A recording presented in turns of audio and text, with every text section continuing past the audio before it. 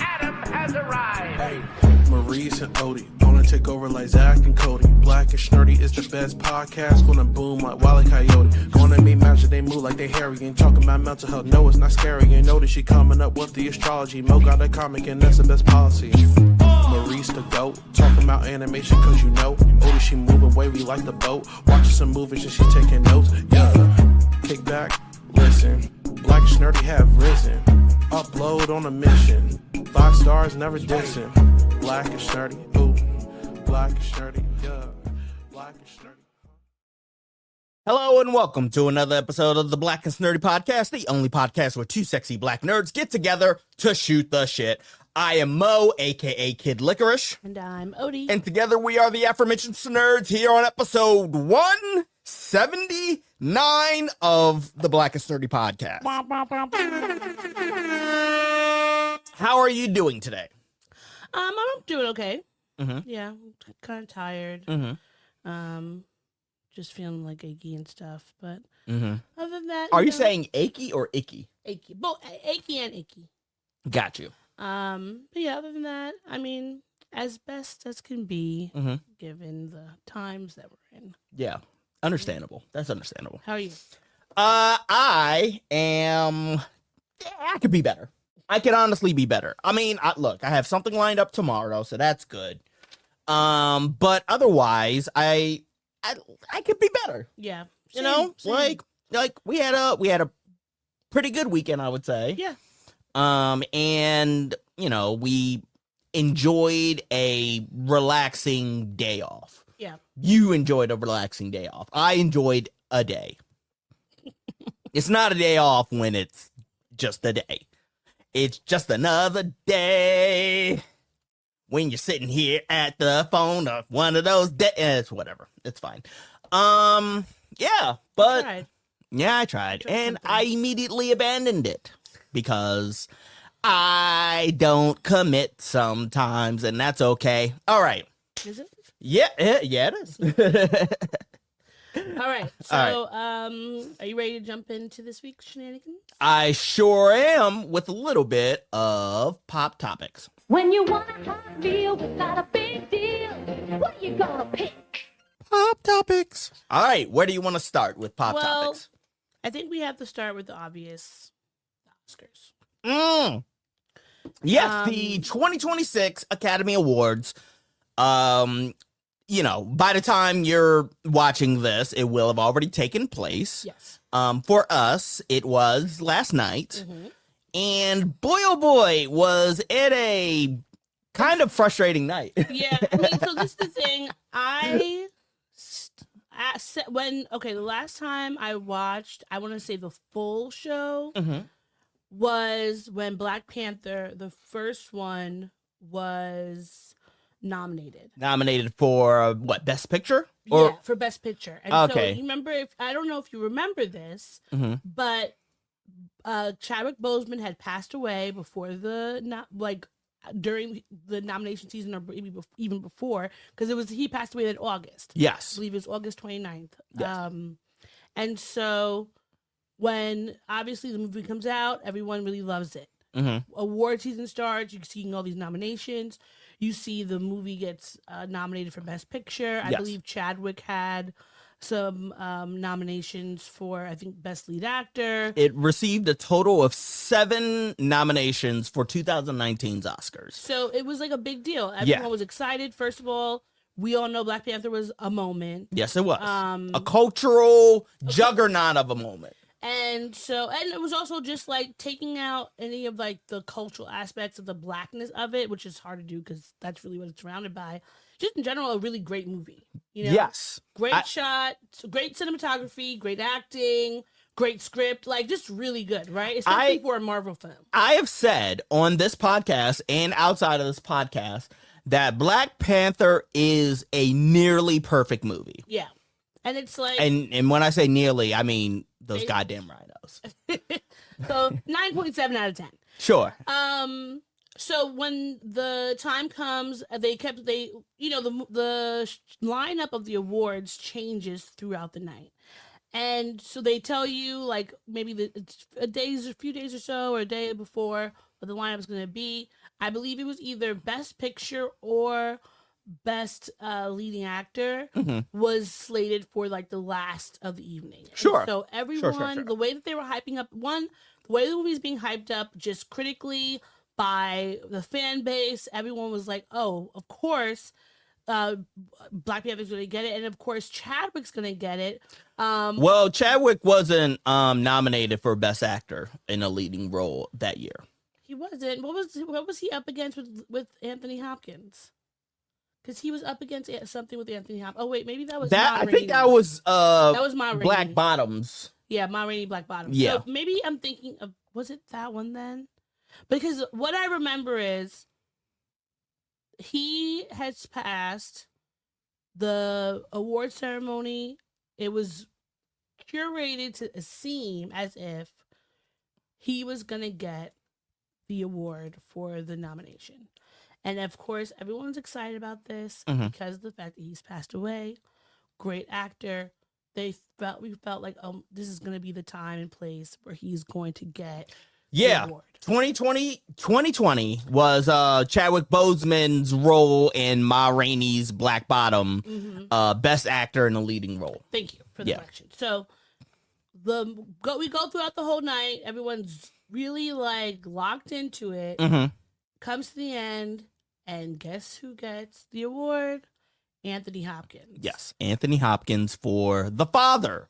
And to add insult to injury of him not getting the award, I don't think he showed up that Anthony night. Hopkins was not even He there. He wasn't even there. And I don't know, can you check, does Anthony Hopkins have any Oscars or Academy Awards? I think he does. I want to say if he has one, it might be for Silence of the Lambs. I think that's what it's for. So, and it's not to say should you give someone. Yes.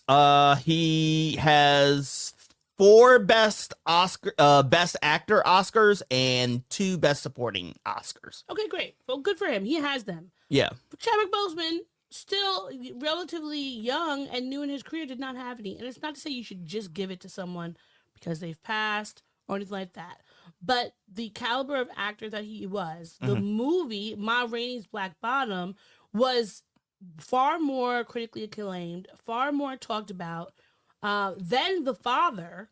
So many people didn't even know what that movie was. I don't even I'd never seen The Father. I mean, I did not see it, but I also don't remember. Like, there's some... And also, enough time has passed that I can honestly say I don't even remember what The Father was supposed to be about. And there you go. Because there's a thing... It didn't have any cultural... Well, I would say that movie didn't have any cultural sticking point to warrant his performance winning an Academy Award. And it's not to say that just because you didn't see it doesn't mean that people didn't love it, but there's so many movies that have gotten nominated where they didn't win, and people are actively talking about these movies. They're actively like pushing you to see it, like find it on streaming. Like, there's rallying behind it. I didn't hear a peep about The Father, which, correct me if I'm wrong, it was an American movie. Yeah, it was an American movie. So it's not even like it was international, where it was like, no, maybe people didn't see it because they just don't go to see international movies. No one knew what this movie was. What is the premise of The Father? A man refuses all assistance from his daughter as he ages. When he tries to understand what is happening around him, he begins to doubt his loved ones, his own mind, and even the fabric of reality. Now, this, I'm sure, was very, maybe riveting, drama-filled, emotional. It's dealing with the topics that people can connect with. But I just... Okay, he has dementia. That's what Yeah. it is. It's the impact of dementia. But Okay. people have had dementia regarding this movie because nobody remembers it. If you ask somebody right now, did you see The Father? I don't think they're going to mention this. No, they They're not won't. going to know what you're talking about. No, they won't. No, they won't. So But that was the last time I think I like watched the full Oscars because they were playing in our face. And then fast forward, Black Panther 2 got all these nominations again.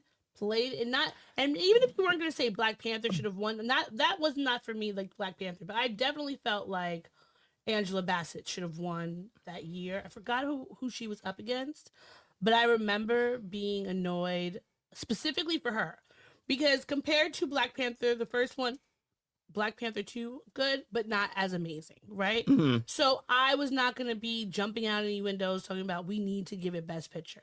But I think the actors in the movie should get their just desserts. You know, if you're doing an amazing job, it doesn't matter if everyone else stunk. If you're nominated for the award and you do great, and your portrayal was better than other people in your category, I think that you deserve. And they're always playing, and they've been playing in Angela Bassett's face for decades at this point.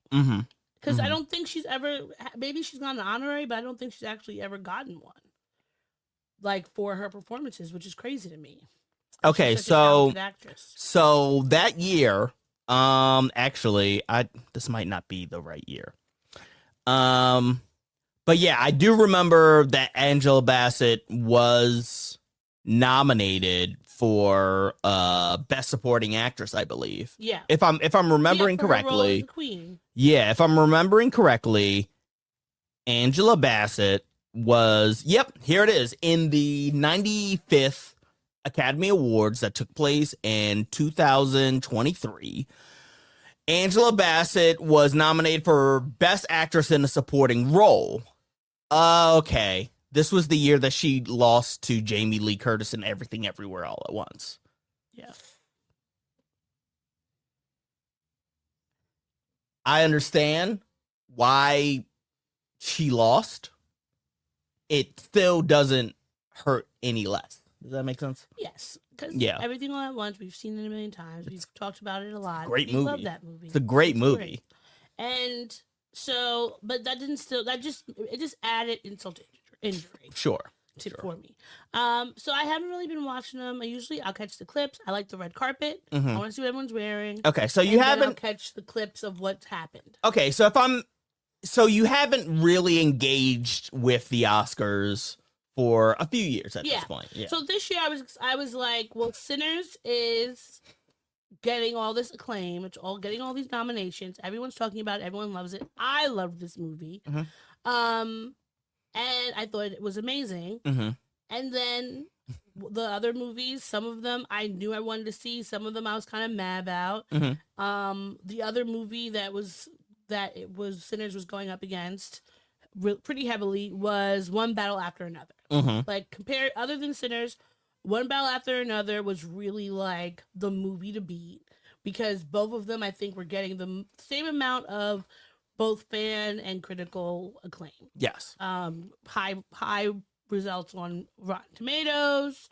You know, everyone's loving it, which I was like, I don't mind that. Like, I don't want Sinners just to win just because it's all black. It's Ryan Coogler and all that.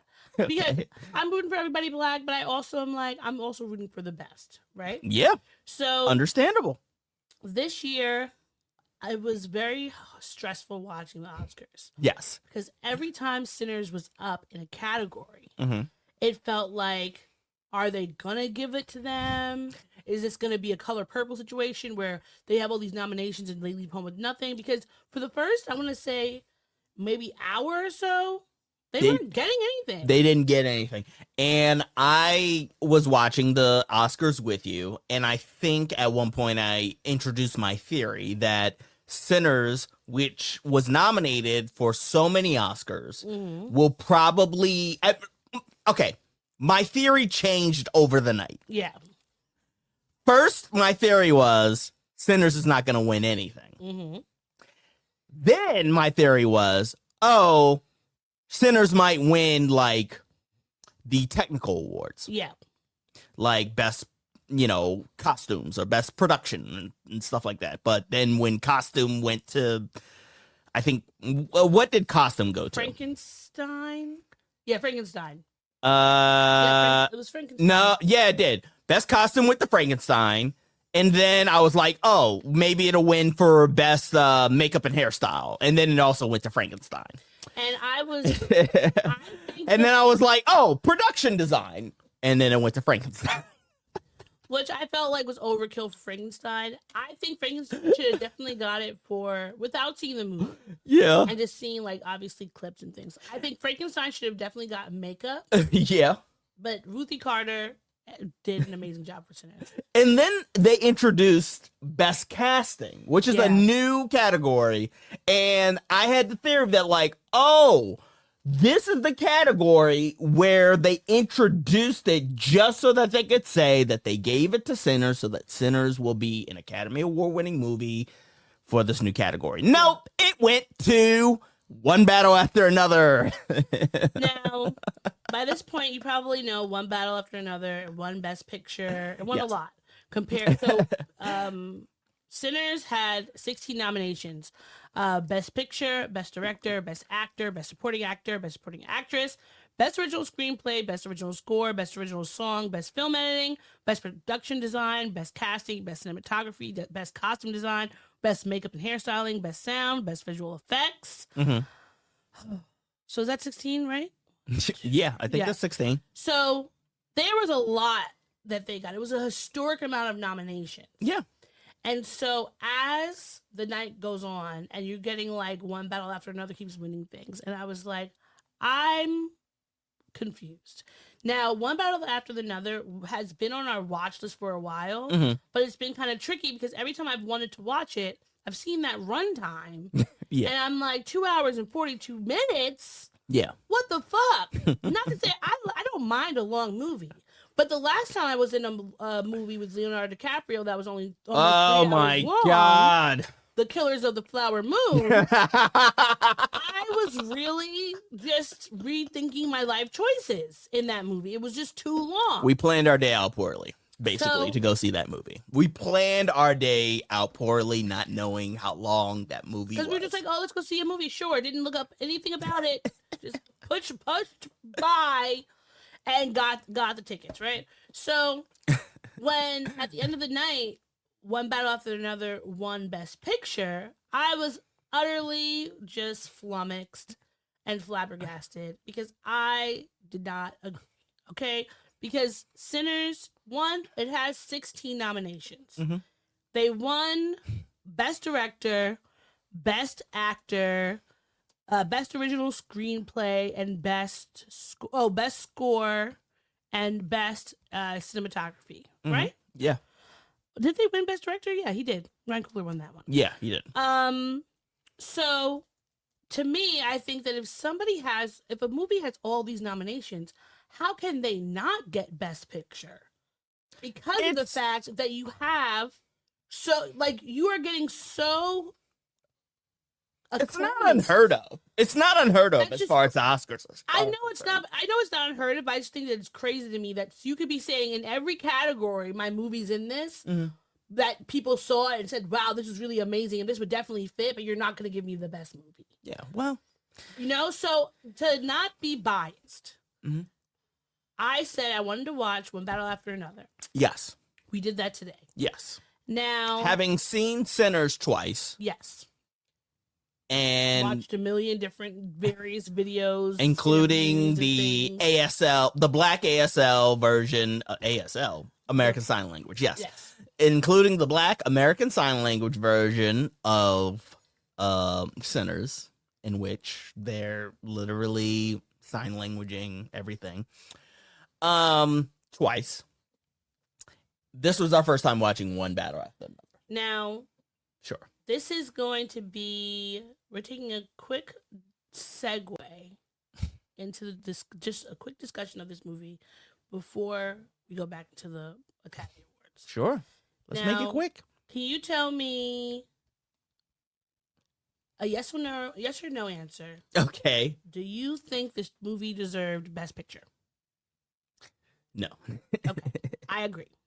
Now, I don't think that it deserved Best Picture. Did you like this movie? I did. Stay. I did like the movie. I liked the movie. Now there are things I have take umbrage with, right? But I think overall it was a good movie. Yeah. Okay. Yeah. But definitely not Best Picture worthy to me. I think that personally, I think One Battle After Another is a great, flawed movie that deserves to be nominated for Best Picture. Yes. I don't think that One Battle After Another is a great but flawed movie that deserves to win Best Picture. Yes, I agree with you. I do agree, because I think that like before we watched it, one of the things that I was going to be paying attention to was the portrayal of Black women, Sure. because this is after the movie had come out. I started seeing like more recently discourse about its portrayal of Black women, specifically Teyana Taylor's character and some of the other revolutionaries. And I was curious because I was like, sometimes everyone's perspectives are different. Everyone takes things differently. So I'm going to come with an open perspective. Sure. And I will tell you that whatever that first 30 minutes or whatever where Teyana was in it, I was cringing so fucking hard. I was getting so much ick that even though after we get past her part of the movie, it does like, I feel like there's some more nuance a little bit that happens with the Black characters. But honestly, I would say it wasn't just the Black women characters. I feel like the non-white characters in this movie were mostly a vessel for the white characters. And we're not getting as much like thought out like scenes or going more in depth into them, because Sean Penn, who won Best Actor, was he Best Lead Actor or Best Supporting Actor? No, Best Supporting Actor. He was Best Supporting because Actor. He won out over Delroy Lindo, Yes. which at the time I was 100% upset, and I still believe. I'm still gonna say it. As much as I think that Sean Penn did a good job in this movie, I still think Delroy Lindo should have won for just everything that he brought to this movie. I still believe that he deserved that win. I will. And I will have to agree. I will agree to disagree with you. I honestly, after watching one battle after another, I think that Sean Penn's portrayal of Lockjaw honestly was, and this might include some recency bias since I literally just watched the movie, but I think his character kind of had more staying power than Delroy Lindo's character. But do you think that staying power was more so because of, spoiler alert, if you haven't watched this movie, spoilers. Warning. Do you think that is because of the arc of his character, like from when we, like everything that happens from when we meet him until his death, and like all the things that he's going through? Do you feel like it has more staying power, especially because it's like his character is basically this military man, this lieutenant who's drunk on power and super racist, falls in love with Teyana Taylor, and then basically is stalking her daughter and her family for the duration of the movie, and then comes to the end he comes to, which is like very maybe like everything that happens to him in the later half of the movie is very jarring and like, oh shit, right? But I feel like, to me, we get the same with Delroy Lindo and his character, even though it was different. But I think also we had like an hour and a half of Sean Penn probably compared to maybe the 45 minutes of Delroy Lindo, because this movie was a whole day long. I think that Delroy Lindo's character was a more realized character. Like he portrayed his character so well that it felt natural, whereas Sean Penn's character was more like complex and like, I'm not gonna say nuanced.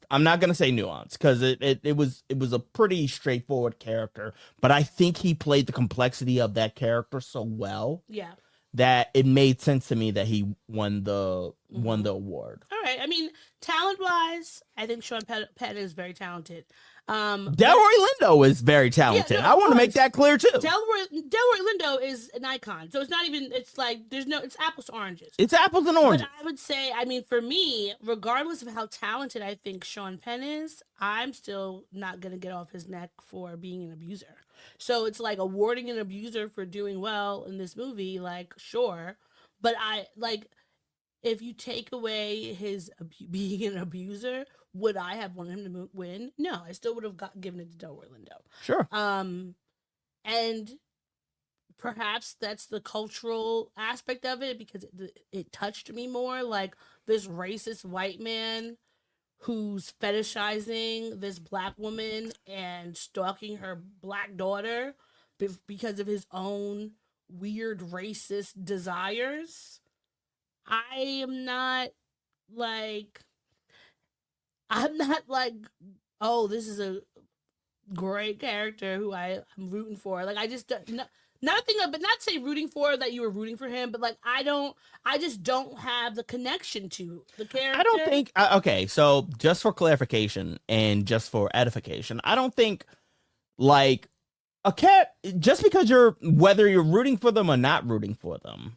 Like, I think that the portrayal that the actor is playing in the character, if it elicits a strong response, I think that is a mark of a very memorable character. No, and a very memorable performance. And honestly, the Sean Penn's performance in One Battle After Another, to me, elicited a stronger response. Not because I connected with him. I don't connect with Lockjaw from One Battle After Another. He's a horrible, reprehensible person. I understand him, and I don't even empathize with him. But I find him compelling, right? Whereas with Delroy Lindo's character, and Sinners, I understand his character. I even connect with his character, right? But like I said, Delroy Lindo's character is more lived in, as in, like, I think for the character that Delroy Lindo was playing in Sinners, I think he was accurately portraying and even superseding in certain aspects his character. Yeah. Right? But I legitimately believed that Sean Penn was this fucking twisted, pathetic, power-hungry, fetishizing, deviant ass racist white dude. And because that portrayal made me believe that, it just made sense that it won the award to me. Would you say he was similar to Billy Bob Thornton in Monsters Ball? No. In that complexity aspect? No. Did Billy Bob Thornton win for that award? For that movie? Either way, because now we're comparing racist oranges to racist apples. Because no offense, there have been a lot of racist portrayals in movie and cinema history. Yeah. And a lot of them kind of fall through the wayside. Like, I don't remember every racist in movies. Okay? 'Cause if I had a photographic memory, I don't even think I would still remember all the racists that have ever been portrayed in movies. You know, I liked, honestly.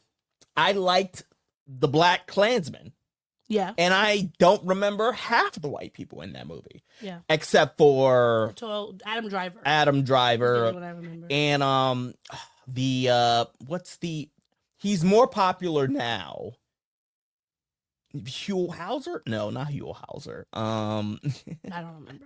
It's fine. It's neither here nor there. But my point is that, like, I just think that, to me, it made sense for that particular award that it wasn't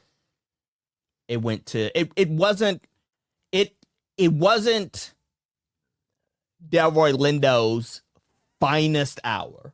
Really? I think I think his portrayal in Defy Bloods was more of a solid, like, showing his range more than Sinners.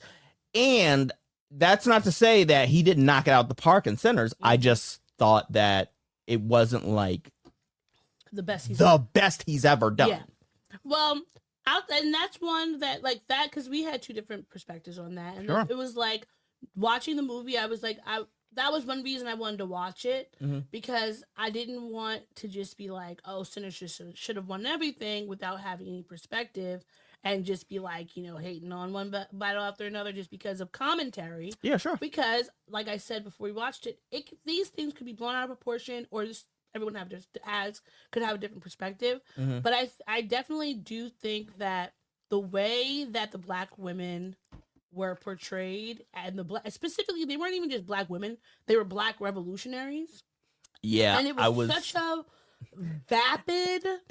Like, the over-sexualization was crazy. Yeah. Who the fuck is talking about, there's a bomb about to go off, bitch, and now let's fuck? No one, it reminded me of, like, Queen and Slim, when there's, like, people are dying and they're fucking in the car, and, like, It was crazy. It just felt very crazy to me. Like, that it felt like the whole movie was made by it was made by a progressive white liberal man who wants to pat himself on the back for, like, joining in on the fight, and meanwhile not truly understanding the people around him, right? Like, all of the Black and brown people were there as, whether it was fodder for, like, the story, because they're dying, or we see them, like, the immigrants who they're trying to free or move around, like the protesters. It was very much, like, sprinkled in, but we don't really get much more than that. It's not going deeper than that. And for a movie that's 2 hours and 42 fucking minutes long, that you have the space and time to give us more of that versus him just smoking around and going to her school and, like, doing nothing. Like, I feel like everybody, the white men's characters, Leonardo DiCaprio's character and Sean Penn's character, got enough time for us to learn more about who they were and their backgrounds. Teyana Taylor did not. Regina King's character, who I will tell you, didn't even know she was in this movie.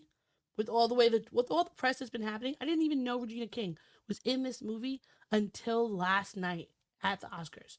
And she, to me... Well, Regina King's not in the movie. I'm sorry. Regina Hall. Sorry, Miss King. Yeah. Sorry, Miss Hall. Yeah, that's okay. Bad. It's okay. Look, even we do it, because names are both Regina. Even we can at times can't mess tell. It up. I can tell you apart, but I'm really bad with the names. I'm so sorry. I'm so sorry. That was my Irish side poking out a little bit. That is a little bit upsetting. Sorry, Regina, Miss Hall. Sorry, but I feel like Regina Hall did an amazing job in this movie. She did. She did. Everybody kept talking about, oh, Tiana's only in the movie for like 20 minutes, but she did an amazing job. But I would say so did Regina. Yeah, she did. Compared to me, even though they did her dirty in this movie, they really did. Comparatively, she has the best. You get to see more of a complex person, right?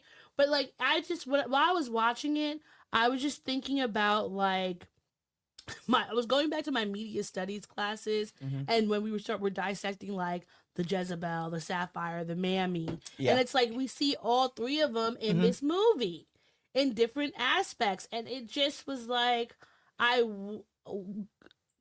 knowing that a white man was writing the line, "This is jungle pussy.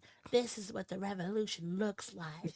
This is some set it off shit." Why do the Black women, when they talk, sound like they're doing some sort of spoken word poetry slam contest? That pissed me off so bad. Okay, so I did a little bit of research after we watched the movie. Her name is actually Jungle Pussy. She's a Her rapper. name is actually Jungle Pussy. Yeah, but that doesn't change the fact that the writing was terrible. It doesn't change it. For Jungle Pussy. For Jungle Pussy and for some of the other ones, but Jungle Pussy the most. Okay.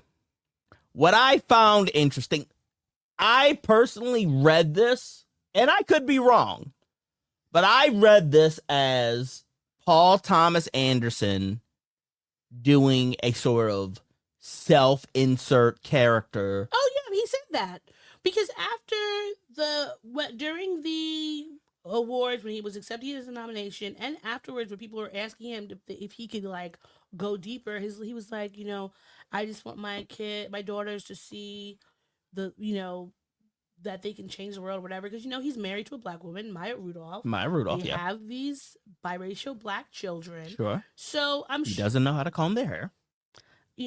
Wouldn't be surprised. The fact that I said comb their hair is the indication, rightfully so. And so I think that do I think that he thought he did his big one with this because he's talking about immigration, he's talking about being a revolutionary and keeping up the good fight and all that, but it just feels like you gave the two white men who were doing nothing. Leonardo DiCaprio does nothing through this whole movie. And I love Leonardo DiCaprio. I think he's a great actor. Love him. Does nothing throughout this whole movie besides smoke and run around in this fucking robe, which pissed me off so bad. And then rely on black and brown people to get him out of the bullshit he is in because he decided he loves black women. Oh God, that was the first 5 minutes of the movie. Him yelling about he loves black women. My God, that pissed me off too. It just feels like everybody, the white men were getting so much more interesting storylines that were different. And I wish I had a banner just for one battle after another. I told him to take it off because we were going to be talking about but I think that my critiques are the black women, terrible writing.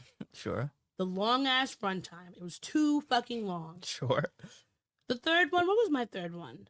What was it? That the people of color were being used as fodder and they weren't really like going into why they were revolutionaries. They kind of sprinkled in pro-choice activism. They sprinkled in the immigration. We're seeing that.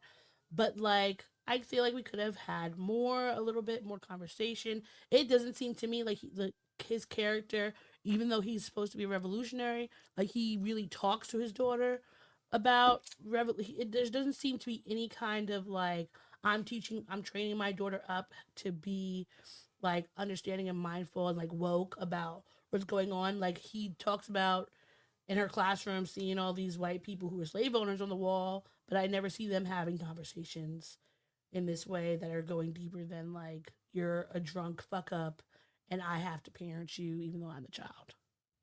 Yeah. Ultimately, I do think that that's the thing. I think all of that, as far as this movie is concerned, for one battle after another, all of the revolutionary shit is just dressing. Yeah. For what the actual heart of the story is, which is unfortunately, Paul Thomas Anderson working out his feelings with his daughter. Mm-hmm. That's ultimately the bones of the movie. The bones of the movie is Leonardo DiCaprio. Sorry. The main point of one battle after another is Leonardo DiCaprio and his relationship with his daughter and his complex relationship with her blackness? With her revolutionary mother and how the fucking cycle of bullshit that is not necessarily saying that revolutionary shit is bullshit. But the bullshit they're having to deal with. But the bullshit that they're dealing with, like affects it, because like clearly once they are no longer once how do I say this? In the beginning, once the baby is born and Teyana Taylor's character, Perfidia. I'm not calling her that. Once Teyana Taylor's character decides through fucking Munchausen syndrome, postpartum depression, that she's gonna keep the fight alive for her kicks and not be a part of a family, like it shows basically that he never was really interested in he just wanted to fuck her fucking struggle. And she was a revolutionary, so he jumped exactly. So like his shift was, okay, I'm a part of this revolutionary shit and I'm fucking this black woman. And then it was, well, fuck that revolutionary shit. I have a child. And that's the focus. And then as time goes on in her 16 years, he literally, like, all that stuff that he says in the classroom about, like, oh, you have, slave owners on your wall and you're teaching the kids about slaves and shit. Ironic, because he tells his daughter that his mother was a hero and really she was a rat. It's hypocrisy. Yeah. Like, it shows that he doesn't have conviction. Well, I guess you know what? Paul Thomas. What's his name? Paul Thomas. PTA. PTA. Yeah. I think that you directly and wonderfully showcased white progressive men, especially white progressive men. Yeah. In interracial relationships. Yeah, I think he did a swell job of showing a white guy doing his best, I guess. Doing their best and being woke. And I think that that's honestly, I feel like that's this might actually be the best depiction of a black man. Sorry. I think this might be a great depiction and the best depiction of a white man loving a black woman and then having to raise a black child without the black woman. Okay. Yeah. This might actually, it might be accurate because in my mind, it makes sense that all of it was surface level. Yeah. Like when he was in it, he was in it. I love black woman. Viva Revolution. All that Che Guevara shit. And then once it's just him and his daughter, it's literally, I'm paranoid because of the past. I'm not going to tell you about what your mother actually was. I'm going to put her up on this fucking pedestal so that you know your strong black mom was fucking a hero. She was a great woman and stuff. But I honestly don't personally, like, in my heart believe, like, in the actual fight, because if I did, I would remember the fucking code words to tell in case fucking the cops come around and I have to fly. Like, a lot of the fucking movie's humor comes from him being on the phone talking to customer support for the revolution and being like, what is the time? And like, I don't know what the code word for what is the time. And when they were like, you should have done the reading, and then getting so angry, and that's how white men always get when you're like, he literally becomes a Karen. Yeah. He's like, let me speak to your super, because that is his whiteness. That is his whiteness. And your whiteness, if it is allowed to go unchecked, your whiteness will outshine all of the things you are trying to do in this world. Because the privilege that comes with it, especially the privilege that comes being a white man, will allow you to sometimes be in a bubble. And even if you have children who are mixed race, even if your partner is not white, you will be able to rest on your laurels, because you could always say, oh, my children are biracial, my partner is XYZ. But at the end of the day, when you walk out into the street, you know, you don't even think about walking out into the street. You walk out and it's fucking lovely day. playing in the background. Which is why I think Benicio del Toro's fucking character was the best character in the entire. I was gonna say he is so Sensei. He Sensei is was so my favorite character. fucking in literally all this shit is going on, and Leonardo DiCaprio is going ape shit and being a dumbass and being a Karen, and meanwhile. Sensei is like getting shit done. He's calm, cool, everybody. collective, like head of the community, telling everybody what to do. Hey, yo, do this. Take him. Do this. Roll down the window. I'm gonna stall for you, and you're gonna jump out of here. How many beers have I had? Maybe a few. Like, I love him. Honestly, he should have won Best Supporting Actor. I was gonna say he should have won. If he had gotten nominated and won for Best Supporting Actor. He was nominated for Best Supporting Actor. For the same with Sean Penn? Yeah. If he won it over Delroy Lindo, I would have had no problem.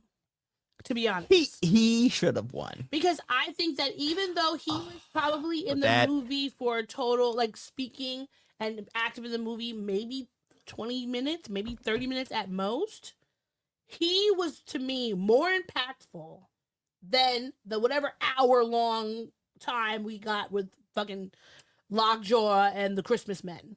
But the funny thing is, like, the reason why I would have given him the award over Sean Penn is because, funny enough, Benicio del Toro's character highlights in this film, not necessarily trying to get political, but his version of activism shines brighter than the first 30 minutes of, like, what the French 75 or whatever their fucking activist name was, because it's literally like boots on the groundwork, community based, like, make connections, be a community figure, talk to people, know the people, get, like, you make networks, like, put infrastructure in place so that, like, people in all industries will be able to help and connect and work together and stuff like that,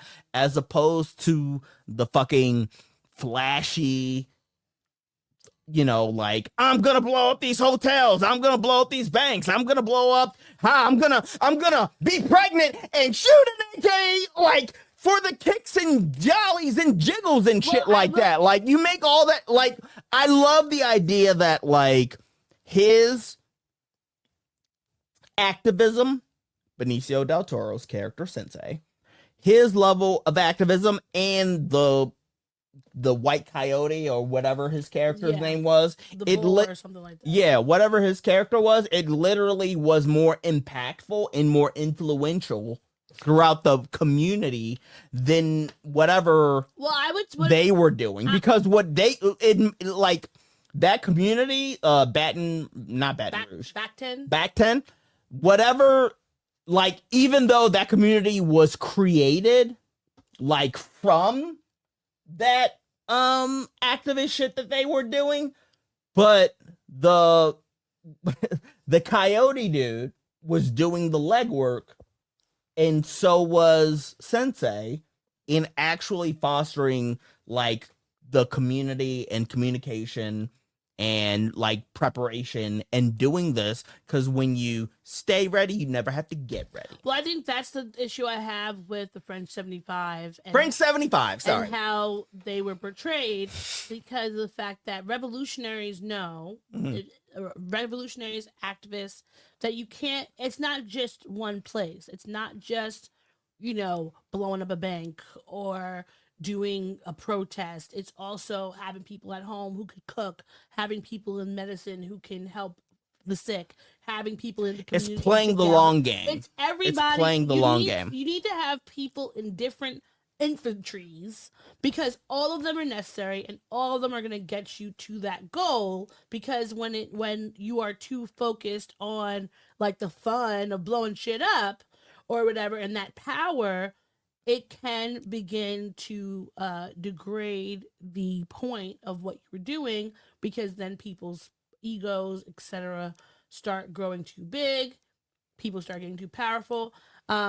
And the last thing I will say about my distaste for the revolutionaries in One Battle After Another is that Teyana Taylor's character was not believable to me because of the fact that if she was coming from a long line of revolutionaries and had been literally born into this and had all these ideas steeped into her and was so like, she was so staunch about wanting to be free and the world to be free, etc.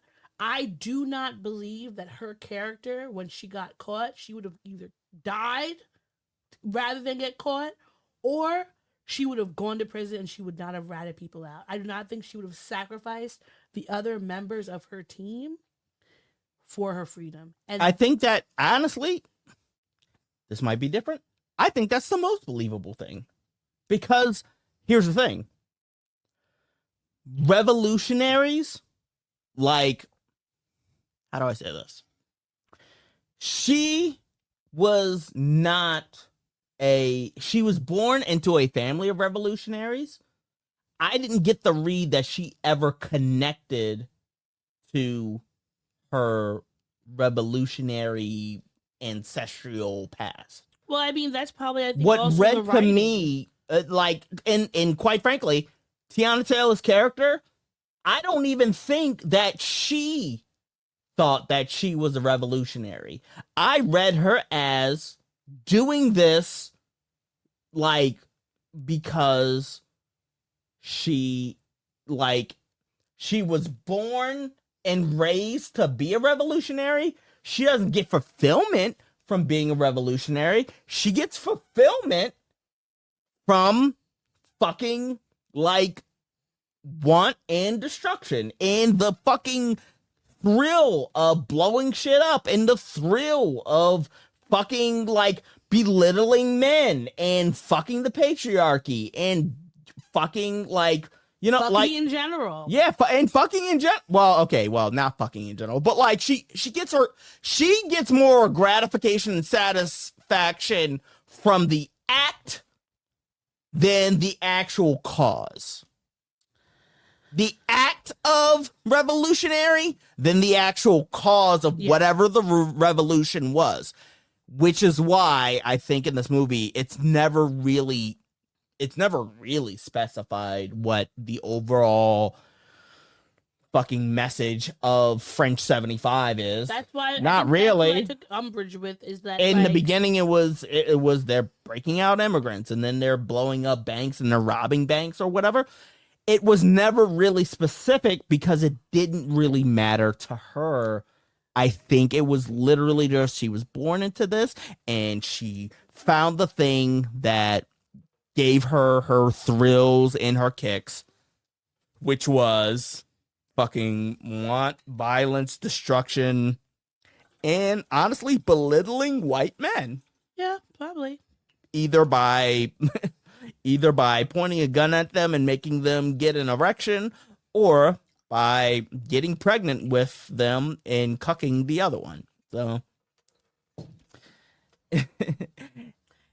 Okay. it's in a vacuum. For the 30 minutes that she's been on screen, I could see how foreign people could see this as a complex character. I could definitely see why America wouldn't see this as a complex character. It just felt very fetishized, and it felt very much like the white man's fantasy of, like, she was a vehicle. And look at Angela Davis, but we're making her sexy and we can finally have sex with her because we could never do it before. I was thinking that they were fetishizing Asada Shakur. Oh, even yeah. Big one. Yeah, sure. I see it. Because both of them had a baby. Both of them fled to... Yeah, for sure. Fled the country. I will say, now that I've seen this movie, liked it. Not a movie that I am interested in seeing again. Sure. It's fucking way too long. It's a long And it's a longin'. It's a long movie that doesn't even feel like if I would have seen that in the theaters, I would have hated it. Sure. I would have been upset. Sure. Like, that's the type of movie you need to have an intermission. Sure. Being at home. Almost 3 hours. Yeah, being at home, being able to, like, do whatever, like, you know, sit in my couch. To be able to pause a movie it. to go use the bathroom Yeah. is a blessing. But I think that there's plenty of, like, there are some movies walking out of them, like, I wish it was longer, right? Like, Sinners, I was like, oh, man, it was amazing. I wish I could have got 30 more minutes of this story. You know, like, there's some movies like that for me. This is not one of them, and it's not one that I want to come back to. And so I think that there's, to me, just, I cannot agree with it getting all of these fucking, like, casting. Okay, because I think it was a great cast. Sinners was also a great cast. That one could have been a tie. Okay? But Best Picture, definitely 100% no. No. 100% no. Okay. The other, now, outside of One Battle After Another, there were some other ones that I was really excited about, that other movies that and people who won that I was excited about. Okay? So Michael B. Jordan, he won Best Actor for Sinners. Yes, he did. That was amazing. His award speech was amazing. It's been great. Like, a lot of people, their first time seeing him might have been in The Wire. For me, the first time, I know that I saw him in that Cosby Show. He was like a student, and he was in the spinoff Cosby, the one where, yeah, you don't remember that movie? He played a kid, or TV show. He played a kid in the in one of the, because they're, I don't know if it was their son or their neighbor, but the guy that had the locks, he plays a teacher, and Michael B. Jordan is a kid in the classroom who's like being obnoxious or whatever. The first time you saw him was in a Cosby Show spinoff. Yeah. No, I mean, not the Cosby Show, but a Cosby Show. Called Cosby. But the first time that I could say I blocked him out so hard that I don't even remember any of his other. The thing that oh yeah, he did have a show called Cosby. God damn. The show that the movie that I like really, really remember him from was Hardball.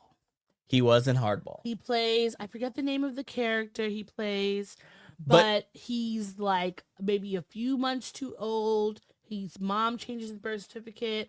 One of they're doing really well in the season, and a opposing coach finds out and then informs on them he can't play anymore. Next thing you know, he joins a gang. Yeah. I remember that. I remember that. And at the end, G Baby dies because of the gang activity. Like, this movie was gut-wrenching. Keanu Reeves is in it. Like, do you remember the main song? Strike one. You have some fun. Strike two. Gonna get it done. Strike three. Na na na. I find him now. I got you out. Yes, I do remember that title. Because it was Lil Wayne, Lil Zane, Bow Wow, and Sammy. Oh yes. What a fucking bunch of weird clashing rappers. But I'm glad that Michael B. Jordan has been having such a long-standing career where he's been growing. I think he is at the best he has ever been as far as his craft. Yeah. Like, I think that ever since he hooked up with Ryan Coogler, he has really amped it up. Yeah. Like, whatever he's been doing, acting classes or whatever the case may be, he's really been pouring himself into his work, and I think that it shows. So I think that him getting Best Actor for Sinners was 100%, what is the word? Deserved. And I'm just looking forward to seeing him in more things. Best Supporting Actress. Now, Woonmi did not get this one. It went to Amy Madigan for Weapons. But I mean, I gotta be honest with you. Amy Madigan was fucking dope. Yeah, this is one I did she not. was fucking great. I was okay with this one because I felt like Amy Madigan did an amazing job in that movie. I agree. I thought, especially I think because obviously both of them are horror movies. Mhm. And I think horror definitely it's harder to get awarded for those roles. Mhm. I think horror and comedy, like in animation, are the movies that are always overlooked because people don't put as much stock in them. And I think that Weapons, to me, outside of Sinners, I put Weapons up there for my movies of the year. Because I think about movies that I would like to see again. And I don't like horror movies. And these are both horror movies. But both these horror movies, I'm like telling people to watch them. They did a really good job. I love all the different like twists and turns that we get. So and Amy Madigan, like she has been in this industry for so long and has been overlooked. Mhm. I was like, okay, I feel like this is a great win for her. And I wasn't upset about that part. Yeah. Paul Thomas Anderson. Paul Thomas Anderson got Best Director. Yes, he did. Which I thought Ryan Coogler got Best Director. What did Ryan Coogler get? Ryan Coogler got Best Original Screenplay. Aha. Now, I would say, to me personally, Ryan Coogler should have got Best Director because the way, the movie was fucking too long. Is the director the person who dictates that? The length of the movie? Because I think that would be the editing. I think that would be best editing. Well, some of the directions I still didn't like. Okay, I still didn't like some of these directions in the movie. But and ironically, the funny thing is, one battle after another got best film editing, which is wrong. It is wrong. This is wrong. Your movie was 2 hours and 42 minutes. It was 42 minutes too fucking long. It was just too much. I mean, the last 30 minutes was literally just going up the hill, down the hill, chase. Funny enough, it is. As much as I was like, God damn, this chase scene is fucking tense as hell. It was tense. It was extremely tense as hell. Take that in, but take something else out. And it was better than Fast and the Furious as far as like car chases. But at the same time, I was like, this is going long. It was too much. Like Jesus. If I'm gonna put these two movies together, for a majority of these things, I'm picking Coogler over Paul Thomas Anderson. Sure. Sorry. It's just what it is. The original song, okay, it went to Golden from K-Pop Demon Hunters. Yeah. We have talked about how K-Pop Demon Hunters has gone triple, quadruple platinum in this house. Mm-hmm. Okay? Mm-hmm. I fucking love the movie. I love the soundtrack. Mm-hmm. Golden, although it is an amazing song, is not even the best song for K-Pop Demon Hunters. What is the best song for K-Pop Demon Hunters? Okay. I'm trying to think if I'm choosing, because there's some songs. And I feel like that right there, the fact that you're looking it up. It's not. I want to. You don't remember the song? No, I have songs, but I'm trying to think if I wanted to pick another one, because one of them was "This Is What It Sounds Like." Mm-hmm. Why are you touching my computer? Because I want you, off of conviction, to tell me what is a better song from K-Pop Demon Hunters that should have been nominated for an Academy Award. This Is What It Sounds Like is I think that one I personally think is better than Golden. Mm-hmm. I would put that as my number one. Mm-hmm. Golden's probably top 3, Mm-hmm. but This Is What It Sounds Like. Free as well. I don't know if I would go put that the same lane as Golden, but Free, and then like Soda Pop. I don't know. I feel like there's so many great songs. Golden still is just not my favorite. This Is What It Sounds Like is definitely my favorite song. But here's the thing: when it comes to encapsulating the like overall like essence of K-pop Demon Hunters, Golden is literally like It the is the song. No, it is the song. From because the if we were just going off of our favorites, I would say that Soda Pop should be. Yeah. But even me being like, I love as much as I love Soda Pop, I gotta say, when I think of K-pop Demon Hunters, I think of Golden. But I think Immediately. if I was gonna of course, because I wanted K-pop Demon Hunters to win stuff. Sure. I said okay, fine. But I for this one, I would have still gone for Miles Caton's "I Lied to You" from Sinners. If I was going to choose which song I thought was better, "I Lied to You." I disagree. You picked And Golden? that's a yeah. Okay, why do you pick Golden over "I Lied to You"? Because You like it better? I like it better, and I remember it. And mind you, I have been in this house with you. Mm-hmm. I have listened to you say, "Hey, Amazon, play blah dot dot." At no point since Sinners has come out, and since you've watched Sinners, and since you watched Sinners on HBO, have you said, "Play that song." I have heard you say, "Hey, play K-pop Demon Hunter," and I have listened to you literally do the lyric breakdown of singing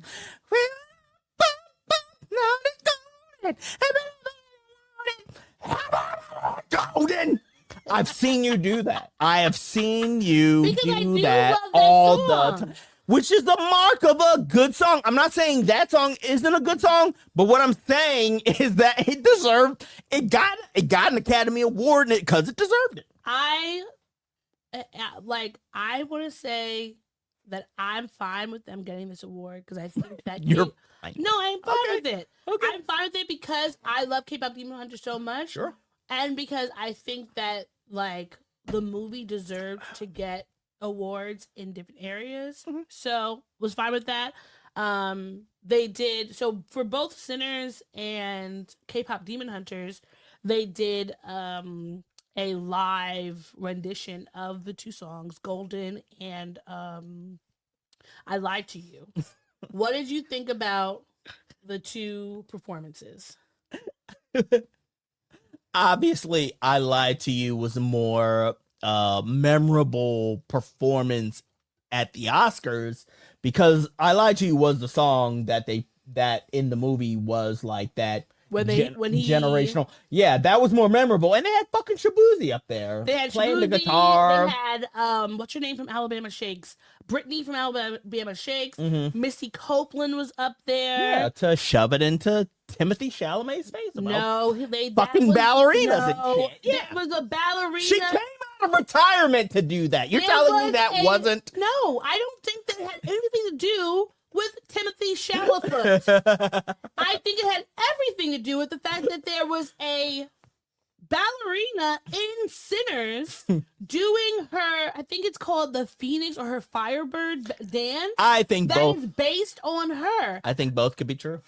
I think that we are, okay, Timothy Chalamet's, this has been something I've been seeing all over the interwebs about she came out there to stick it to him because we didn't talk about this, but a week or so ago, he was doing interviews and he basically, what did he say? That he wants to be an actor because he doesn't want to be in a dying art form like opera or ballet or whatever, because you got to force people to go to those. People were upset. People were upset because these are all the arts. He went to a performing arts. He specifically said, I don't want to be working in ballet or opera or, things where it's like, hey, keep this thing alive, even though no one cares about this anymore. And that's crazy because his mom's a ballerina. His grandmother's a ballerina. His sister is a ballerina. So I feel like he just needs to take a chill pill. But because of that, everyone has been acting as if Misty Copeland came out of retirement after having hip surgery, mind you, to put it in his face, where I think that to me, it's about Misty Copeland is an iconic ballerina. especially when talking about in terms of what she's been able to do for Black ballerinas, and which is why Ryan Coogler had the ballerina depicting her in that movie. So I feel like this is more about her contribution to the arts and has little to do with that little fuckboy Timothy Chalamet. It could be both. Maybe. Both could be true. Both could be true. So during the thing in the Sinners performance, it was Miles Caden, Raphael Sadiq. Then they had Buddy Guy, who looked super cute. And apparently some people were trying to clown him over his suspenders and polka dots. I don't understand that. He's an old black man from the South. Like, well, apparently of course he's gonna wear suspenders and what the fuck? That doesn't make any sense. So to me. apparently he says that he's, first of all, overalls and polka dots are something he's worn out throughout his career. Yes. And he said it was in the polka dots were, I believe, to pay homage to his mom. So it's like, why would you care? Why are you trying to come for this sweet old black man? Who knows? People do fucking weird shit online. Like all the They fucking do. They just time. always looking to be trolls. Yeah. But he came out. Brittany Howard from Alabama Shakes. Shabuzi. Don't know why he was there. They could have found somebody else. To be honest, he doesn't need to be. What's wrong with Shabuzi? He's not against Shabuzi. I don't have anything against him. I just feel like give somebody else some place to shine. There's other black country artists out there that could have. He sang one line. It wasn't necessary. I just don't feel like it was a necessary thing. He didn't add anything to the performance. Someone named Christone Kingfish Ingram, Eric Gales, Bobby Rush, Alice Smith, D Nice, Misty Copeland was the featured dancers, and then the cast members from Sinners that they had were Jamie Lawson, Lee Jun Lee, Wunmi Mosaku, Jack O'Connell, and that was really cute because they had the white vampires on the ground. They did. I remember. And they were trying to get up on the stage and they said no. Yeah. And I was like, all right, I like that. Lola Kirk and Peter Dramanis in this whole ensemble class. And they basically redid the scene from the movie.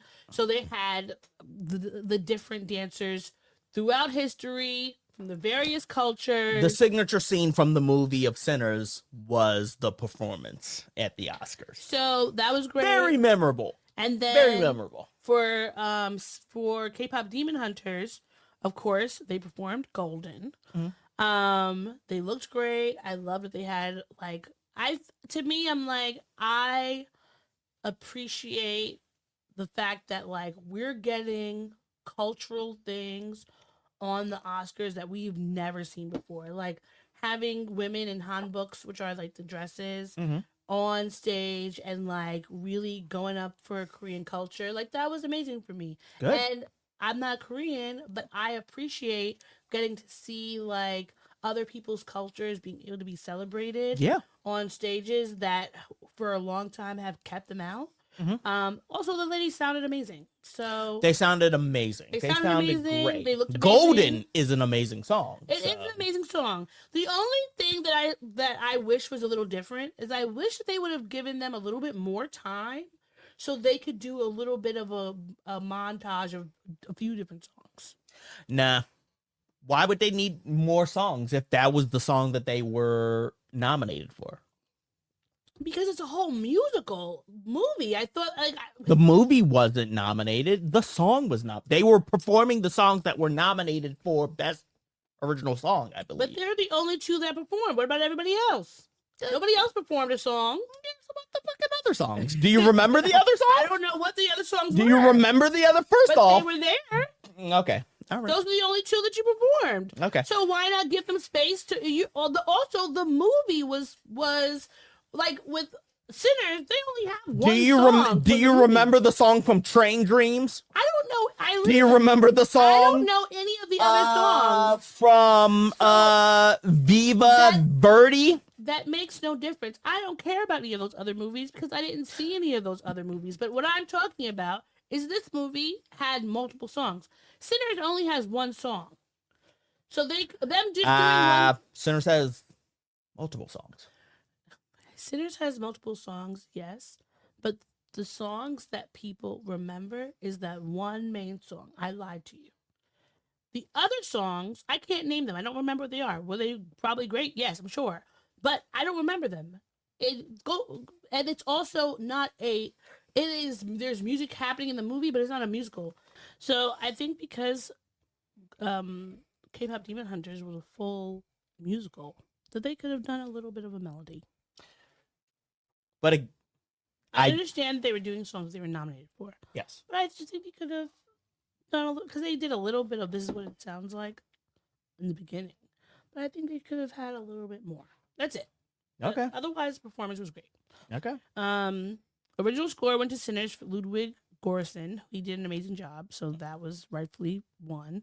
Animated film was K-pop Demon Hunters, of course. Not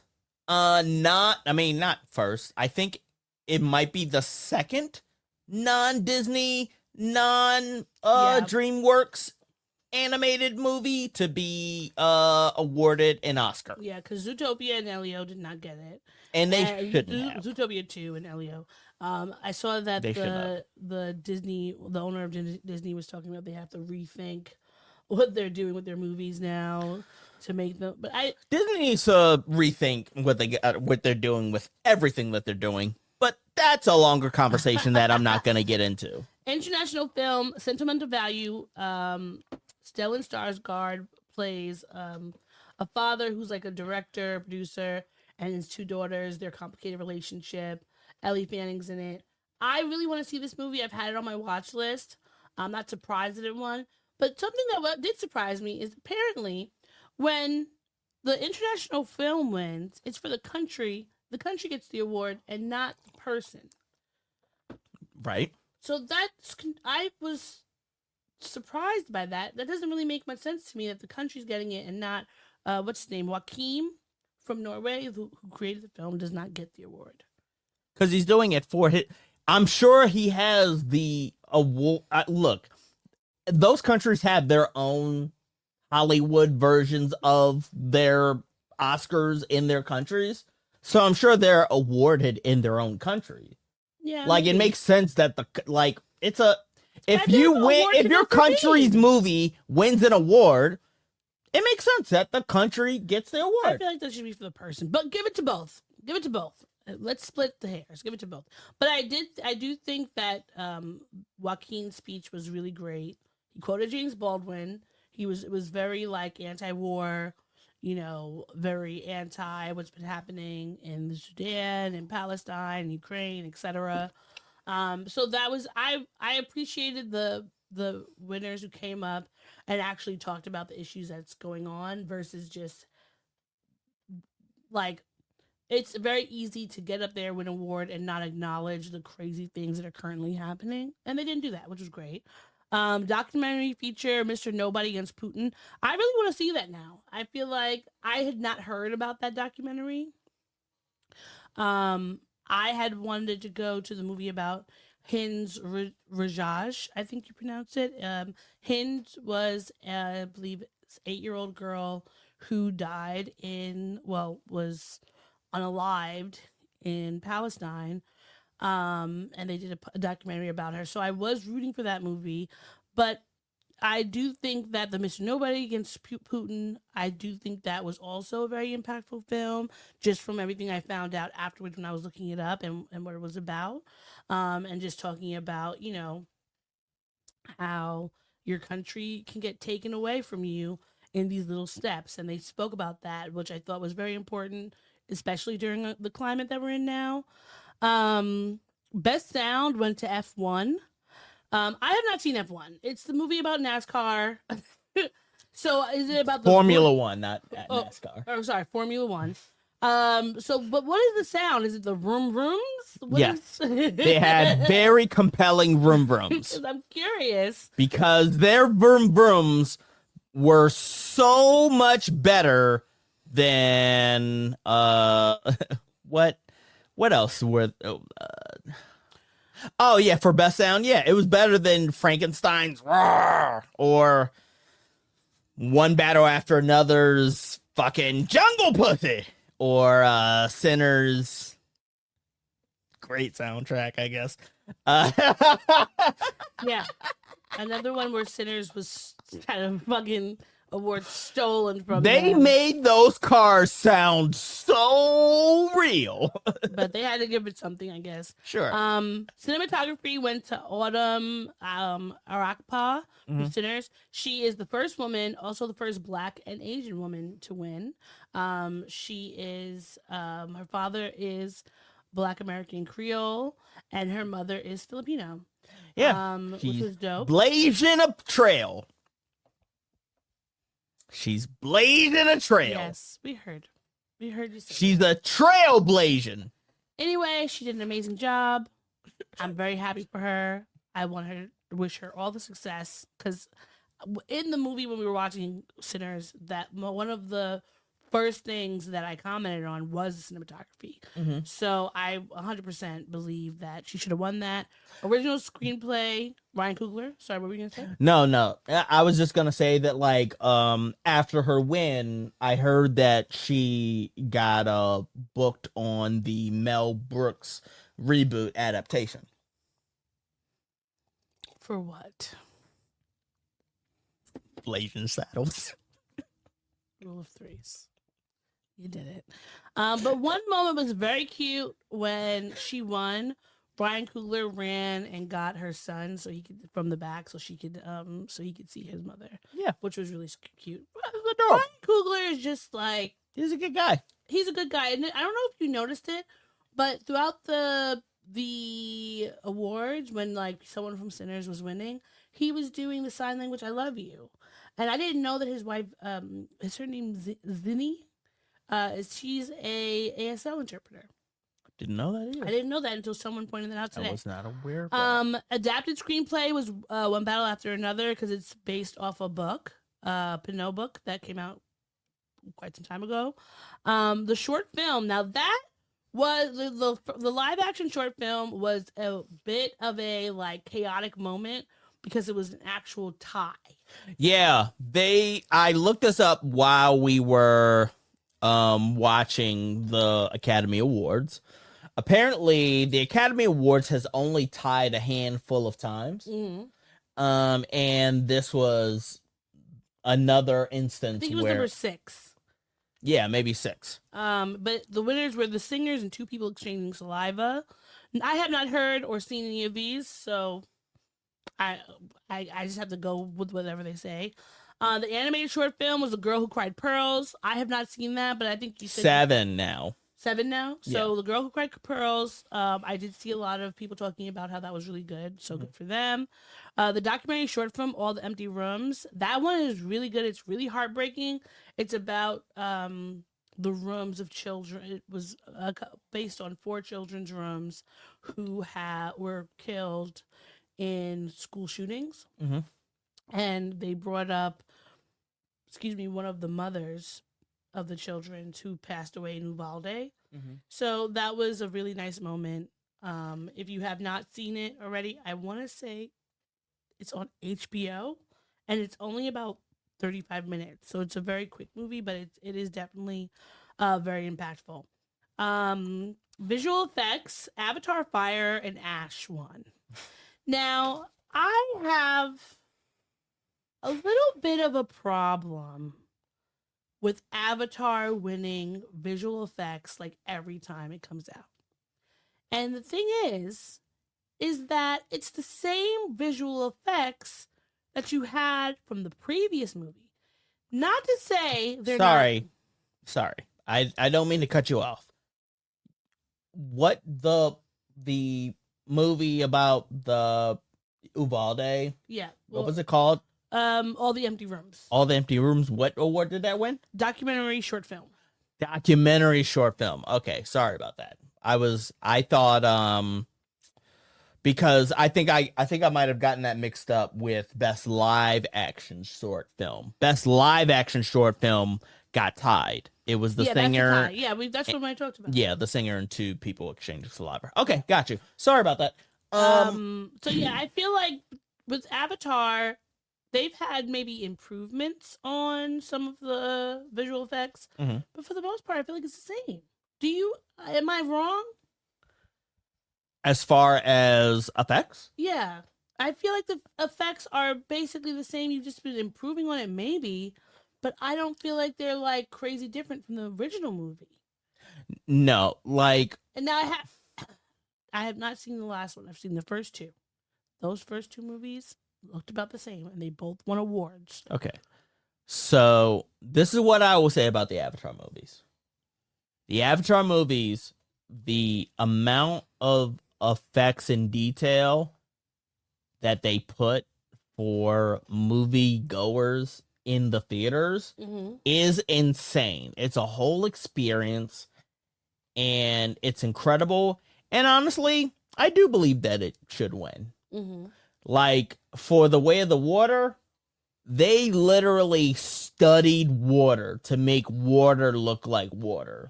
So it makes sense that they put all their time and energy to make fire and ash look like the physics behind CGI to make it look like the most realistic fire and ash. I get that for sure. Absolutely. Those movies in general are fucking paint by numbers movies, and again, that's a whole nother topic that we can get into in a whole nother podcast conversation. But as far as the visual effects, I will give it to them. All right. Like, they did their homework. I'm sorry, but fucking the vroom vrooms and F1 aren't beating out the actual detailed elements that they put into actually making the fire look like fire in Avatar. All right. I just think it's easier for you to do all that when you already have everything else. So you don't have to think about necessarily the actual like people like in Avatar, because they already have all their like assets for that. All of the everything literally goes into the environmental work. Yeah. Like, here's the thing. Here's the trick to the Avatar movies. Let's say 80% of the production of Avatar goes into the visuals of Avatar. And then maybe 19% of Avatar and making Avatar goes into the, let's call it, acting in Avatar. And then 1% of creating Avatar is put into the writing of Avatar. I wouldn't argue with you. Those movies are mad simplistic. They're mad straightforward. There's no development. There's a whole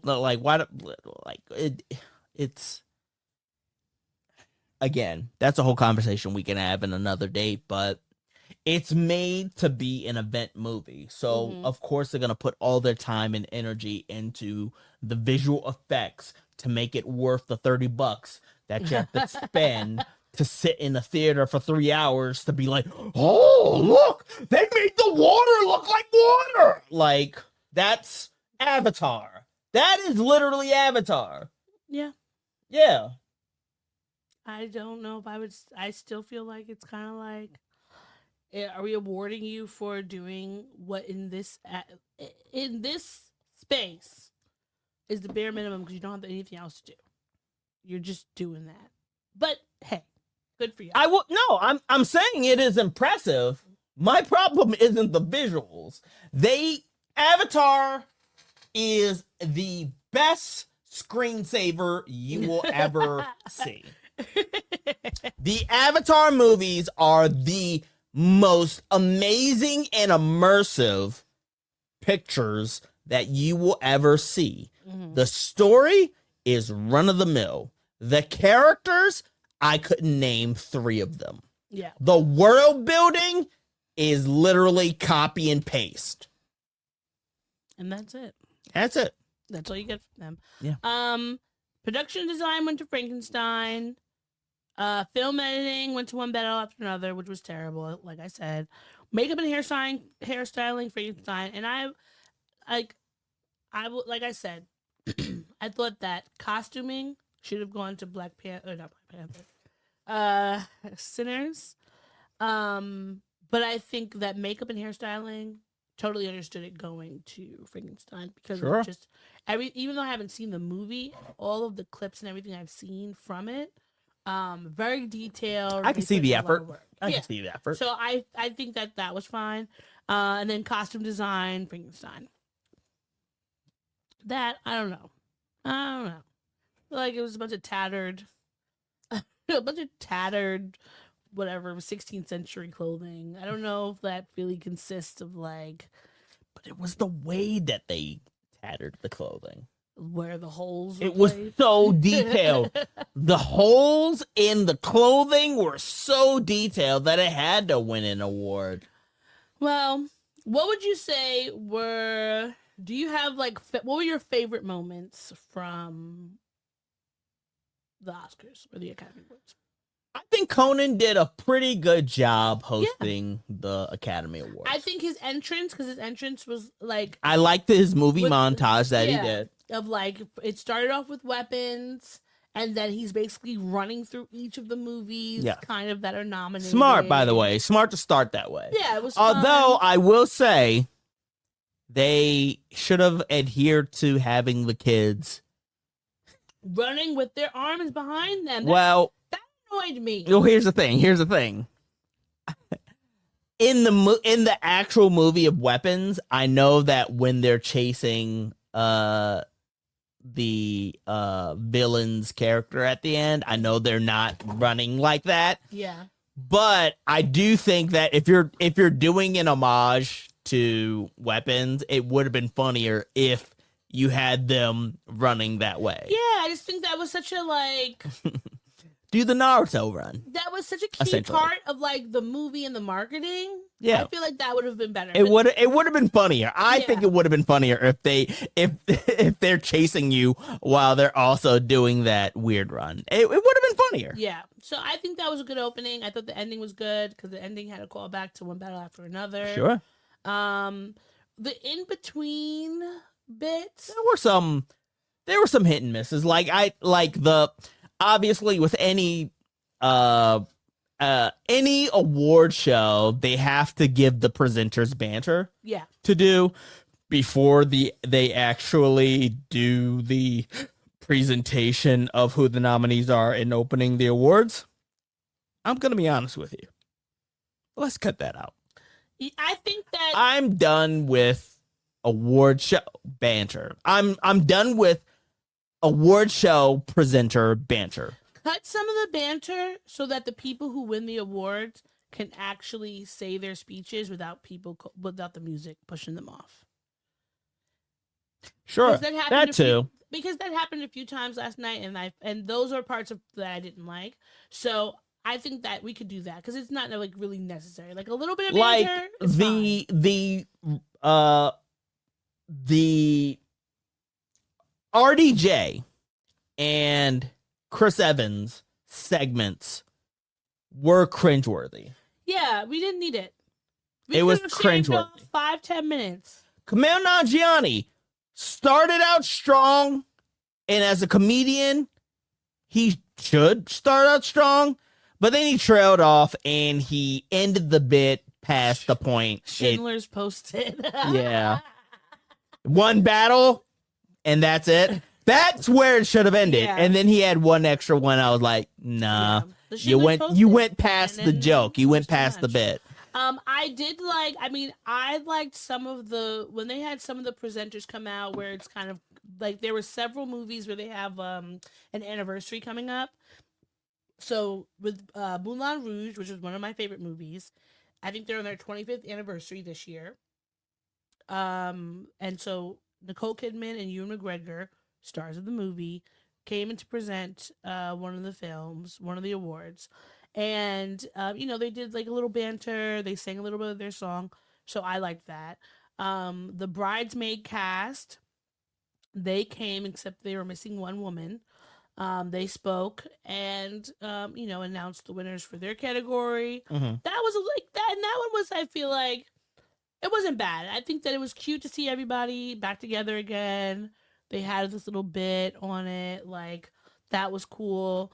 But then, like, Adrian Brody's was kind of unnecessary. First of all, Adrian Brody wasn't a movie this year that was nominated, but nobody's talking about it because no one's been talking about Adrian Brody for quite some time. Except for last year when he was like the host or whatever and was talking a really long time about everything going over. So some of them definitely could have just been cut out. But some of my favorite moments, I will put the Sinners performance, the K-pop Demon Hunters performance, the Moulin Rouge reunion, because I really liked that. I think also the In Memoriam, especially what they did for Rob Reiner, that was really nice. When Barbara Streisand came out for Robert Redford, that was nice as well. Only thing with that was I couldn't hear, the music was drowning her out. And that was annoying. They did not set the music to Barbara Streisand's current vocal range. Like, but it's like once you hear her, you don't notice that. Don't you got the things in your ear to hear that nobody else can hear her? Like, no one taps her on the shoulder and was like, hey, we don't know what Babs is saying because this music is drowning her out. If I'm being honest with you, I can't imagine a world where Barbara Streisand shows up to pre-production to practice singing this song. I think what she said was, I'm going to sing a song in dedication, and I will do it when I show up on stage. Yeah, I mean, I'm not going to practice. She's Barbara Streisand. Y'all are going to have to adjust the audio equilibrium for me when it happens and let the cards fall where they may. You want to know what was funny I saw about the memoriam? Was Jane Fonda giving a little, I don't know if you would say it was shade, but, well, a little bit of shade. Because she was like, they were asking her in an interview at one of the Vanity Fair parties, like, what did you thought about the In Memoriam? Because a lot of those actors, you know, like Diane Keaton, she's worked with them for years or whatever. Sure. And she was like, well, I don't know why Barbara Streisand was on there because she only had one movie with him and I have 4 and I have more to say. And I love old people because they say whatever's on their mind and they do not care. And I love it. But I feel like those, like, of course, Michael B. Jordan winning Sinners, definitely one of, like, my favorite moments for Sinners, because I think that was just, like, it was a great moment. Also, Ryan Coogler winning for Best Screenplay, both of them winning. Agreed. Because I love their speeches. I love seeing the way the audience reacted to their wins. Was really great. So, like, I feel like those, and I mentioned Moulin Rouge already, those were, like, top moments for me. Did you name all your top moments? I think I did. What about your least favorite moments? Again, RDJ and Chris Evans. Yeah. I gotta say, that shit was cringeworthy. Yeah. It just was. And as far as least favorite moments, I don't know. Like, I just think that overall, like, the award, Conan is a really good host for the Academy Awards. Yeah. Because I love his comedy philosophy. Yeah. Like, his comedy philosophy is literally like, bring the most joy to the most amount of people and bring people together. Yeah. You know what I mean? Like, it differs from other comedians. Like, there will be some comedians who will, like, actually take, like, the other extreme and, like, Or to alienate? not alienate, but they'll, like, here's the thing. I loved Ricky Gervais doing the Golden Globes. Mm-hmm. That shit was hilarious. Yeah, because he's like that dry British wit. It was that dry British wit that was calling Hollywood out for all of the bullshit. Yeah. And pointing out how stupid all of this shit is. Yeah. But as far as Conan is concerned, I do appreciate his philosophy in that I'm going to take this time to use this as a uniting effort. Mm-hmm. Like, if this is going to be sent out to a widespread audience, then instead of necessarily being political and being divisive, I'm going to use this to unite us and focus solely on the arts. Well, he did call out stuff, though. Like, Not I feel really. like He was mostly toothless. He was. I would say, like, he was mostly toothless. But Like, he didn't. It wasn't like he didn't mention anything. I mean, like some of the stuff that he might have hit upon may have been more specific to the industry, like when he did that video montage, when he did the bit with Sterling K. Brown, and it was talking about like how the movie producers want you to keep reiterating the plot right, point. but that wasn't necessarily political. That No, was but I think that was even if more it's not specifically politics for the government. I think the politics of your industry is still something that can be divisive, or like is something that some people might stray away from calling out because they're worried that if they do call out like the shenanigans, like when he called out the head of Netflix and was like, oh, you know, this is what a theater looks like, and he was like, oh no, we can't monetize it. Like, you're calling out things specific to your but industry, again, he which are does still it important. but he does that in a way that again feels toothless. It feels like a jab as opposed to a straight punch. You know what I mean? Yeah, for sure. I don't think he was like coming for anyone's neck. That's what I'm saying. I'm saying he's good at that. He's good at like throwing jabs instead of haymakers. Yeah. Conan O'Brien is really good at pointing out the flaws and faults and foibles of the entertainment industry in such a unique and quirky way that you have no choice if you're in the industry but to laugh. All right. So RBJ and RDJ. What did I say? RBJ. I don't know. Not Ruth Bader. Not Ruth Bader Ginsburg. Robert Downey Jr. and Chris Evans was one that you said was cringe. Did you have any other cringe moments that you can remember? That I can remember? Again, Kumail Nanjiani like told a joke too far. Okay. Yeah. So Kumail was mostly good. He was 90% perfect in presentation. But then that 10% kind of ruined it for me. All right. Overall. I would say my things that I felt like were the worst was one, the bum drum from that, which that was pretty funny. I don't know. I just thought it was so stupid. Now I think you have to dumb Conan humor. You probably have to watch Marty Supreme to understand it. And I guess if I watched it, maybe I would come back and be like, "Oh, that was funny." But I didn't find that funny.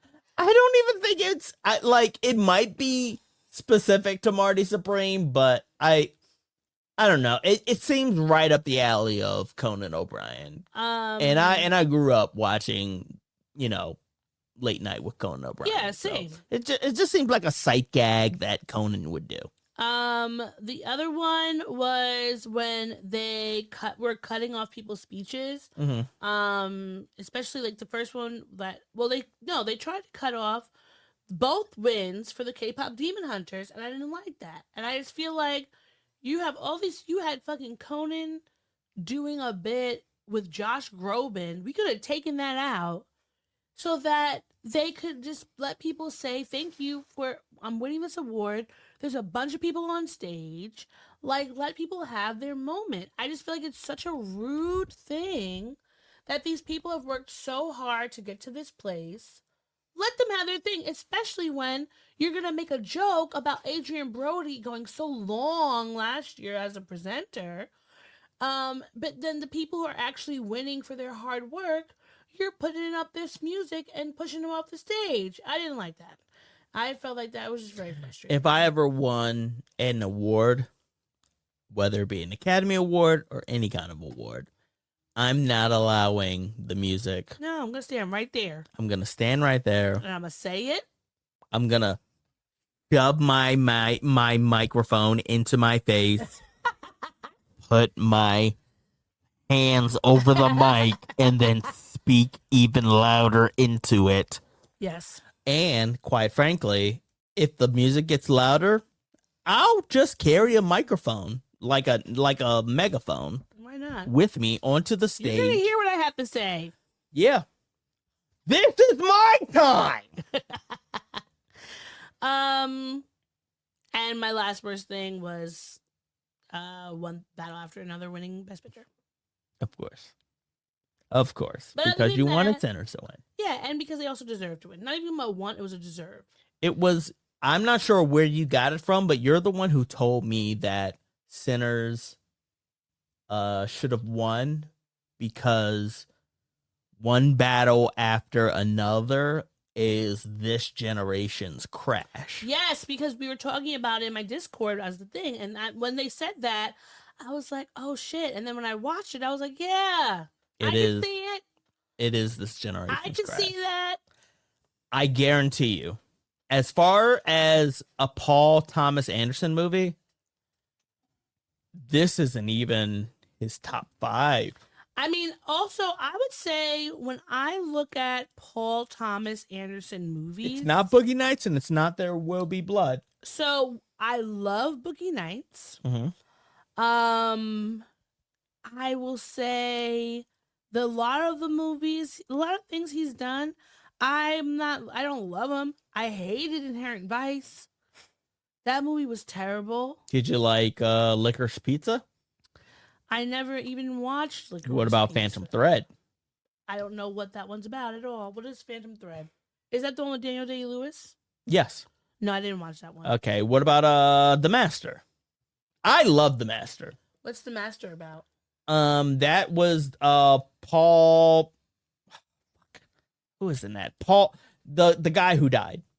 Philip Seymour Hoffman. Sorry, not Paul. Yeah, and that was basically like the cult movie. No, okay, I heard of it. Didn't watch it. Now, was it good? Oh, it was really good. It was a really. Philip Seymour Hoffman is really good in that movie. Yeah. Was that not one of his last? I think it was his. If it wasn't his last movie, then it was one of his last movies. Okay. Punch Drunk Love. That was an okay movie. Punch Drunk Love is an okay movie to you? It's also something I haven't seen in a really long time. Oof, we need to watch. I love that movie. That movie makes me cry. I haven't seen that in a very long time. And it's Adam Sandler at his best. I mean, I loved Boogie Nights. Yeah. I think that might be.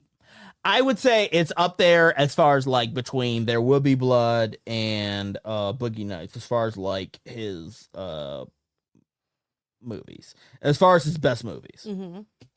And I mean, I know that a lot of people were saying like he deserved this because this is his longest time with like he's had a losing streak with the last few movies he's gotten, or like one of the longest losing streaks. Mm-hmm.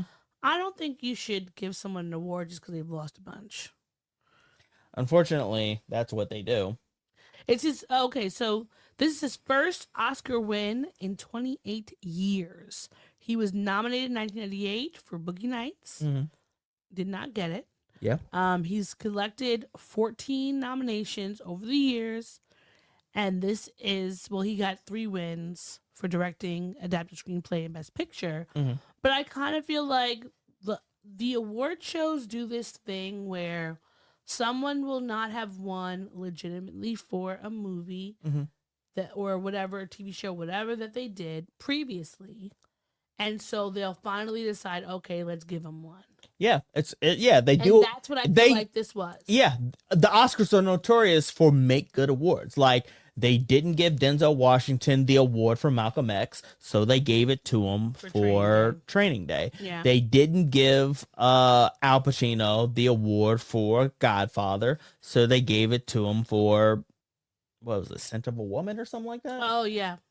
I think it was Scent of a Woman. Yeah, so they do that shit all the time. It's basically make goods. It's like you were awarded for your best performance ever, and we gave it to some bumblefuck or someone who was really better that year. Sometimes it's a shit show. Sometimes it's literally like either you were really good, but someone was better that year, or you were really good, but we gave it to someone else and In hindsight, we should have given it to you. So now, when you do another really good thing, we're gonna definitely give it to you. As good as the other one. Yeah, which again, at that point, like the funny thing is when they do that, sometimes they shaft somebody else that year. And now they got so then they have to do a make good, and it becomes a dumb, stupid cycle.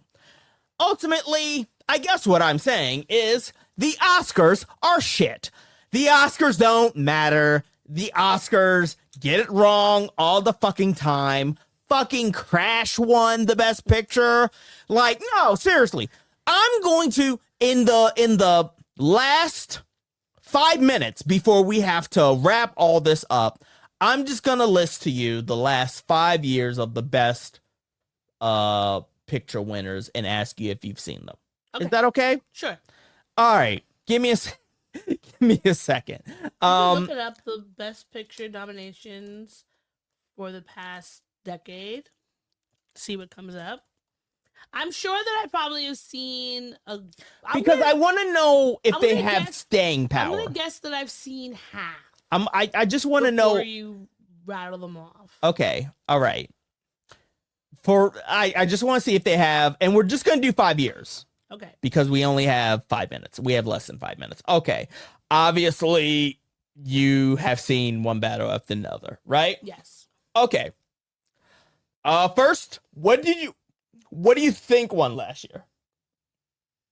I think it was that musical. It was European or no, maybe it was Brazilian. Anora. Okay, yes, Anora won Best Picture last year. Did you see it? No. Okay, what do you think won in 2023? Oh. I'm setting an alarm for I don't know. 5 minutes. I don't know. Who 2023, it was Oppenheimer. Did you see it? No. Have you seen it since? No. Okay. Wait, you never saw Oppenheimer? I thought you did the Barbie Oppenheimer. No, I went to see Barbie, but I didn't go see Oppenheimer. It was so long, and I don't want to see a movie about the atomic bomb. I mean, I will watch it like at home, but I didn't feel like paying for it. I literally thought you said you were doing Barbie. I was going to do Barbenheimer, but I think the way that it worked out when I tried to see it, Barbie. Barbie was available, and that was it. So I just was didn't go see it, and then I was like, well, time's over. The moment has passed. Okay, so 2022, obviously, I'm pretty sure you've seen. That was Everything Everywhere All at Once. Yes, and I loved that, and I've seen it multiple times since. Okay, all right. Now for 2021, did you see Coda? No, that's the one about the children of deaf adults, which I did not see it because I had never even heard of it because of the promotion wise. I missed that. And I guess that was kind of a time when we were still getting past COVID stuff. Mm-hmm. So I've not seen it, but I would watch it. Okay. We're going to go a little bit farther back since we have more than 2 minutes. Did you see Parasite? No. Wait, we never saw Parasite together? No, we never watched it. Really? I want to watch it, but who did I watch Parasite with? Interesting, because that was 2019. Yeah. So yeah, I guess I remember Parasite. I wanted to watch it, but also knowing it was going to be dark. Mm-hmm. So just need to be in the right mindset. But also one of the movies that I know everybody that I saw loved it. It's a really good movie. I loved it. So it was one of those movies I was like, okay, I may not have seen it, but I know that everybody I know is talking about it. Really, really, really good movie. All right. Really good movie. Green Book. Did not see that one. I love Mahershala Ali. We'll support him in whatever he does. Would you go back and watch it? I would watch it, yeah. You'd watch Green Book? Yeah, why not? The same year as Black Panther. Compared to Black Panther, do I think it's gonna overshadow Black Panther in my mind? No. But Mahershala Ali's in it, so I'd watch it. Okay, The Shape of Water. That's the one with the woman had the sex with the mermaid? Yeah, yes. The sex with the mermaid. The fish man. Okay. I did not see it. I did want to see it. I don't know what happened that I didn't, but I didn't see it. Okay. Okay. All right. 2016, Moonlight. Yes. Loved it. Amazing. Should have. And I'm still pissed off that the way y'all did it at the end. That was funny. Spotlight in 2015. Spotlight. It's insane to me that you haven't seen this movie. Wait, who's in Spotlight? I'm trying to think. Are you kidding me? This Yeah. is the journalism movie. Oh, Spotlight. That's the one where they were talking about is Spotlight the one about the it's not about the plagiarism. No. This I wanted to see this one, but I never got a chance to. Okay. Yes. Okay. And I guess we only got 30 seconds left, so I'm going to cram these last two in. 2014, Birdman, or No. The Unexpected Virtue of Ignorance. I did not want to see Birdman was not a movie that made me want to see it. And the other one, I don't know what it is. I loved it. It's not a tie. That's the name of the. Oh, that's the whole name. That's the whole name of the movie. Birdman. Okay. All right, and the last one, 12 Years a Slave. I have not seen that movie because it was around that time where I had been consuming a lot of like enslaved stories and media, and Sure. it was just because I think 12 Years a Slave came out the same year Fruitvale Station, and I didn't see either of them because I just was stressed out. I wouldn't be surprised. I would not be surprised. It was stressful, and I was like, I can't take another Black trauma movie, or else I won't be able to be outside with mingling with white people. That makes sense. So, all right, that has been our Academy Awards coverage. So tell us what you saw, what you liked, what you didn't like. Let us know, because I think that all of our opinions are important, and none of us no one is infallible, okay? Nor is anyone's word God. So if you have a different opinion, that's okay. We just want to know, because I'm curious. I want to know, did you like these movies as much as I like these movies, or were you just like, send us an email, comment, subscribe, share, all the things. Yeah? Yes, agreed. All the things that are found in our outro. Yes. I'm going to reiterate it. Yes. So thank y'all for listening. Thank y'all for watching. I am Mo, aka Kid Licorish. And I'm Odie. And we want to thank y'all again for listening, watching, downloading, subscribing to this podcast. Until next time, take it easy, keep it sleazy. We will be back next week for more of this chicanery. Bye.